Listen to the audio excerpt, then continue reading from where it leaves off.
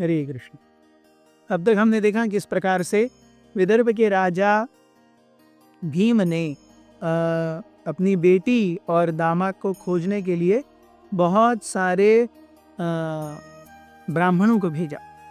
इसमें से एक थे ब्राह्मण सुदेव, जो कि चेदियों के महल में पहुंचे और उन्होंने वहां पर इस सैरंध्री को, जो दमयंती थी सैरंध्री के रूप में, उन्हें देखा और उन्हें वो पहचान गए कि हो न हो यही दमयंती होनी चाहिए। दमयंती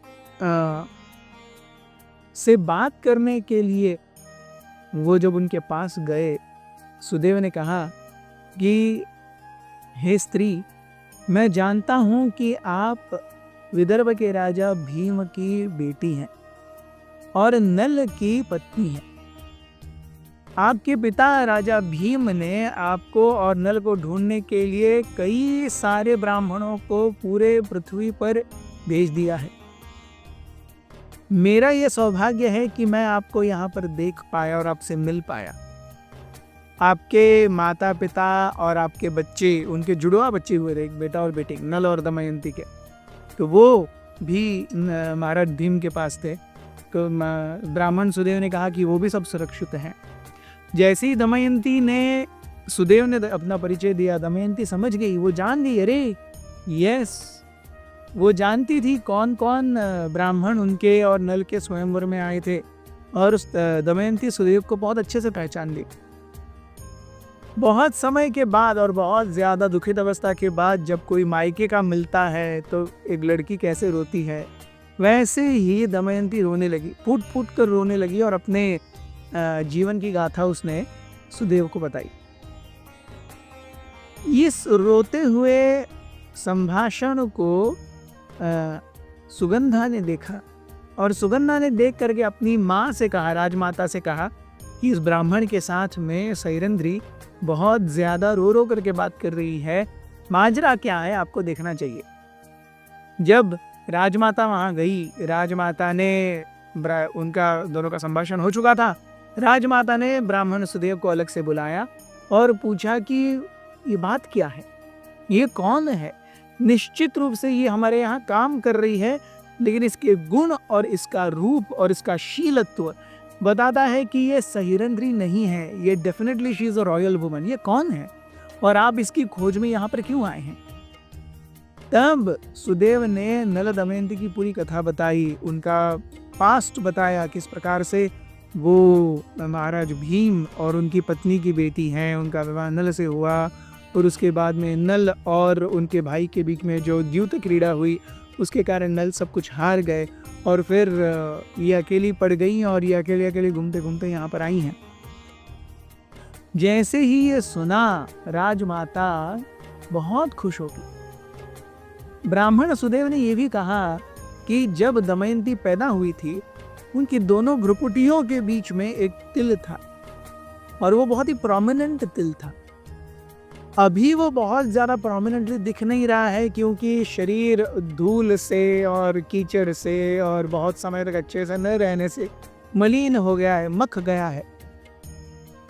लेकिन इसके जन्म में इसकी जो सुंदरता थी और देवताओं के द्वारा गया इसे जो उपहार था, दोनों भ्रुकुटियों के बीच में तिल, वो बहुत निश्चित रूप से दिखता था और इसी तिल को देख करके मैंने समझ लिया कि यही दमयंती है।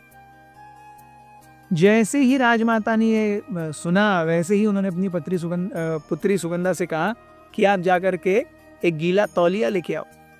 सुगंधा जब गीला तौलिया लेकर के आई, उसने सैरंध्री का पूरा चेहरा अच्छे से पूछा तो वो तिल बहुत ही स्पष्ट रूप से दिखने लगा। उस तिल को देख करके ब्राह्मण भी, सुदेव भी पूरी तरह से आश्वस्त हो गए कि ये ही दमयंती है। और राजमाता कहने लगी, हे पुत्री, अब हमारे बीच में बहुत ही अनोखा संबंध है। मैं और आपकी माँ ये सगी बहनें हैं।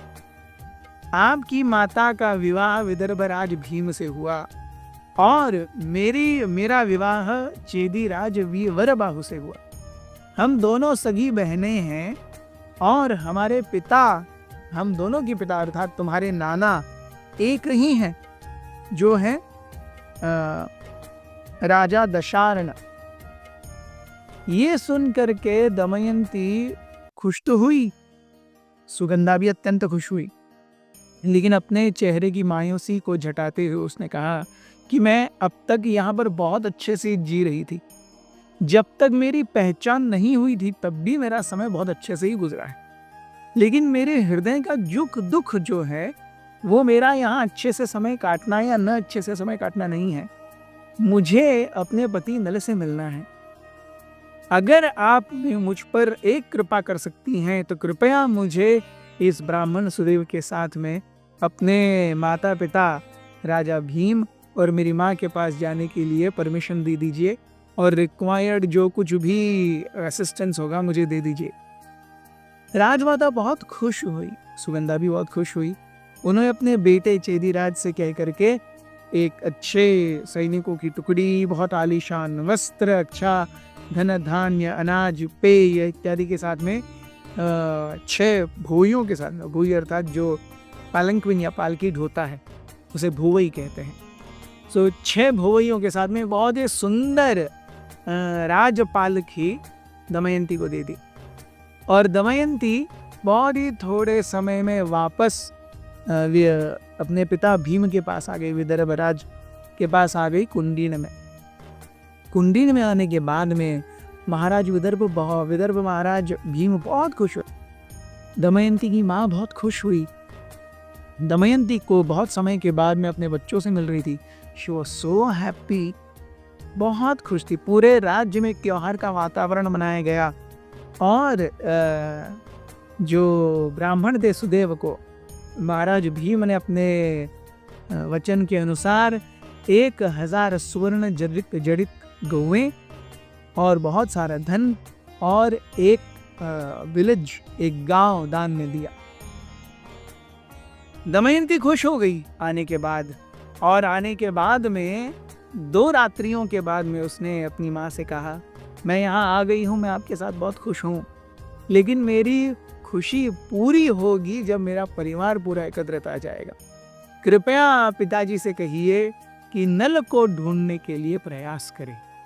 अगर आप सही में मुझे पूरी तरह से अच्छा देखना चाहती हैं, अगर मेरे पिता मेरे पति को ढूंढने के लिए कोई मदद करेंगे तो बहुत कृपा होगी।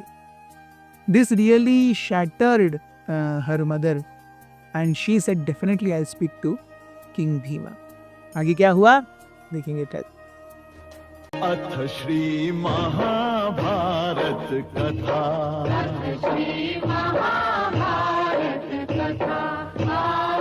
महाभारत कथा